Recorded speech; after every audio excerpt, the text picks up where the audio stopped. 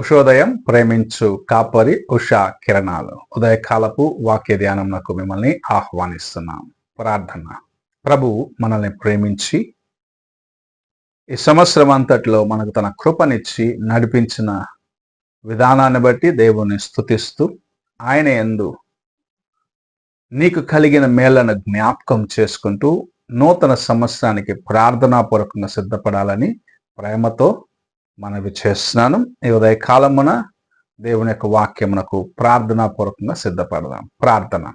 మమ్మల్ని మిక్కిలిగా ప్రేమిస్తున్న పరలోకపు తండ్రి, ఈ ఉదయ కాలపు వాక్య ధ్యానమునకు మేము వచ్చి ఉన్నాము. తండ్రి, మాతో మాట్లాడము. వినగలిగిన చెవిని, గ్రహించుకునే హృదయాన్ని మాకు అనుగ్రహించి నీ వాక్యము చేత మమ్మల్ని బలపరిచి నడిపించమని యేసు పరిశుద్ధ నామమున అడిగి వేడుకుంటున్నాను పరమ తండ్రి, ఆమెన్.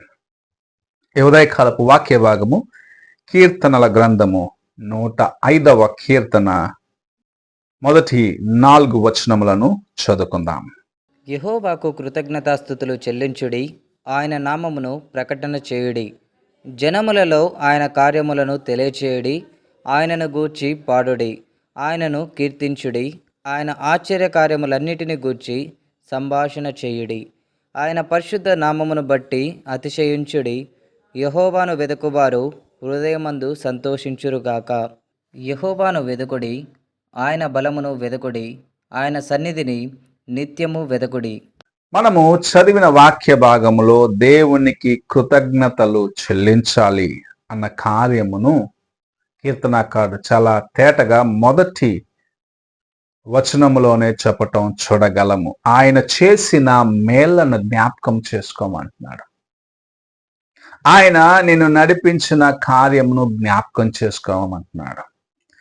నీవు ఆయన చేసిన అద్భుతమైన కార్యాలు, ఆశ్చర్యమైన కార్యాలను జ్ఞాపకం చేసుకొని దేవుణ్ణి స్తుతించి ఘనపరిచినట్లయితే నిజముగా నీవు దేవుని యొక్క కృపను ఎంతగా నీ జీవితములో అనుభవించినావు అని ఇతరులు గ్రహించుకోగలరు.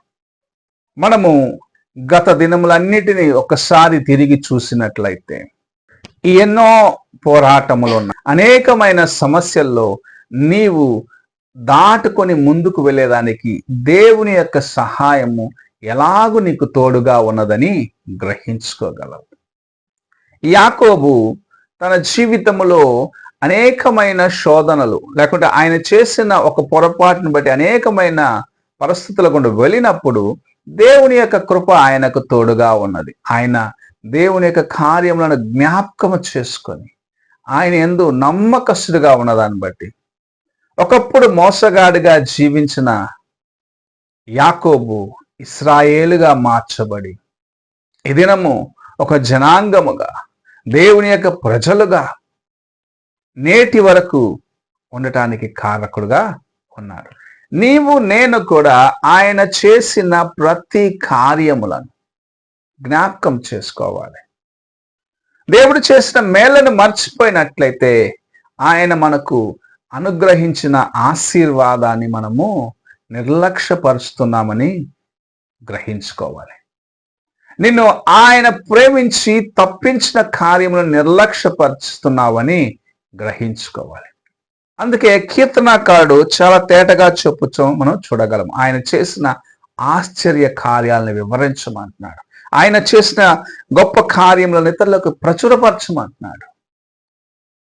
ఆయన చేసిన మేళ్లను నీ ఇతరులకు ప్రచురపరిచినప్పుడు ప్రభు నీతో ఉన్న కార్యములు ఇతరులు గ్రహించుకోగలరు.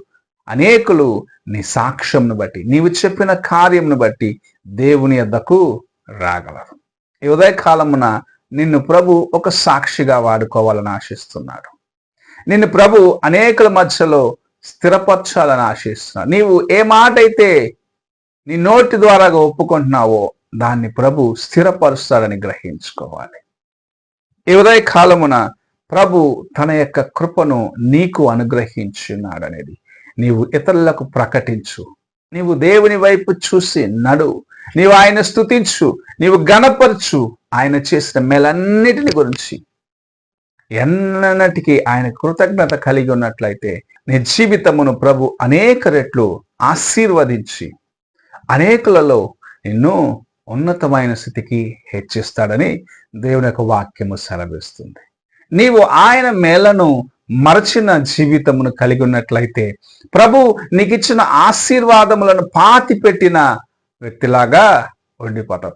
ఆ ఒక తలాంతు కలిగిన వ్యక్తి దాన్ని తీసుకొని వెళ్ళి ఎలాగైతే భూమిలో దాన్ని భద్రంగా దాచిపెట్టాను అనుకుని వ్యర్థపరిచినాడో అలాగూ నీవు ఉండకూడదని ప్రభు నీతో మాట్లాడుచూ ఉన్నాడు. నీకు ఇవ్వబడిన ఆయన తలాంతుని నువ్వు ఇతరుల కోసము వాడాలి, నువ్వు ఇతరుల కోసము దేవుని సన్నిధిలో నిలబడాలి అని ప్రభు ఆశిస్తూ ఈ ఉదయకాల సమయమున నీతోనూ నాతోనూ మాట్లాడుచూ ఉన్నాడు. ఈ ఉదయకాలమున ప్రభు యొక్క కార్యములను నీవు జ్ఞాపకం చేసుకుంటున్నావా? నీవు జ్ఞాపకము చేసుకున్నప్పుడే ఆయన నీకు అనుగ్రహించిన రక్షణను గురించి నీవు నమ్మకస్తుగా ఉన్నావు అని గ్రహించుకోగలవు. నీవు జ్ఞాపకం చేసుకున్నప్పుడే ఆయన నిన్ను ప్రేమించిన విధానాన్ని నీవు గుర్తించినావని గ్రహించుకోగలవు.